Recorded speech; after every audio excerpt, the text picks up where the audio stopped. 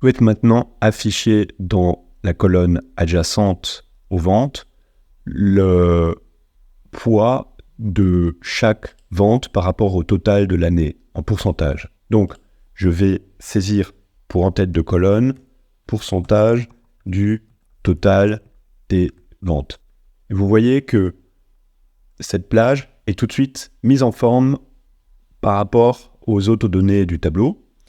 Et pour calculer le poids ou le pourcentage de janvier par rapport au total des ventes, donc je vais saisir la cellule C2 divisée par la cellule C14. Et je fais entrer, et on voit que ça représente à peu près 12,6%, mais la mise en forme ne me plaît pas. Je veux un pourcentage, donc je vais dans la barre d'outils ici, et je sélectionne le format pourcentage. Voilà, ça a déjà une bien meilleure apparence. Et donc, ici, je vais sur le coin en bas à droite de la cellule et je vais faire comme avant pour tirer la formule vers le bas. Mais là, on voit partout des dièses div divisé par 0. Donc, regardons de plus près de quoi il s'agit. Je vais dans la cellule E3 et je vois que la formule... Alors, je vous donne juste un conseil. Quand vous êtes sur une cellule, vous pouvez presser la touche F2 de vos claviers et vous allez à l'intérieur de la cellule. Et vous voyez ici que la formule, c'est C3 divisé par C15.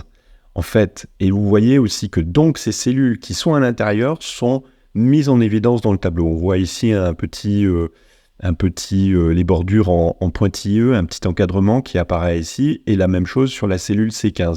Donc en fait, ce qui s'est passé, c'est que la formule qui était dans la cellule E2 a été copiée dans la cellule E3, et il y a eu donc un décalage de la formule. Ici, au lieu de prendre janvier, on a pris février, mais ce décalage a aussi eu lieu pour le total des ventes. Et si je vais sur la cellule suivante et je tape F2, je vois la formule C4 divisée par C16, c'est la même chose. Toutes les cellules des formules se sont décalées d'une seule case. Et on ne veut pas ça, on veut que la référence du total des ventes reste la cellule C14. Et on voit sur la droite une suggestion de Google Sheets et il met des dollars devant la lettre de la colonne et devant le numéro de la ligne.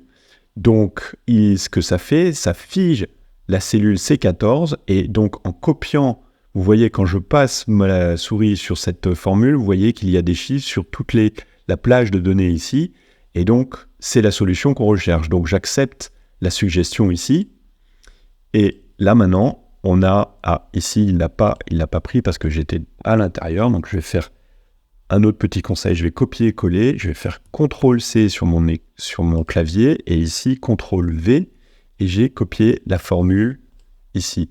Et en fait, ce que fait le dollar devant la cellule C et C14, c'est qu'il fige ici cette cellule, et on peut la copier, c'est en fait une référence absolue. Si on n'a pas de dièse, on a des références relatives.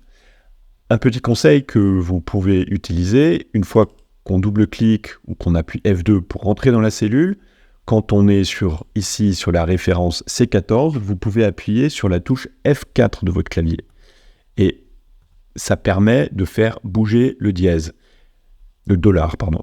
Donc ici, on est à la C14. Admettons que vous avez une référence relative. Si vous appuyez sur F4, ça insère un dollar devant la colonne C et devant la ligne 14. Si vous appuyez encore une fois sur la touche F4, vous avez juste un dollar devant la ligne 14. Si vous appuyez encore une fois sur la touche F4, vous aurez un dollar juste devant la colonne C. Et si vous appuyez encore une fois sur la touche F4, vous revenez à une référence relative. Donc ici, on revient... J'appuie encore une fois pour arriver à une référence absolue. Donc voilà, c'est ce qu'il faut savoir sur les références relatives et les références absolues.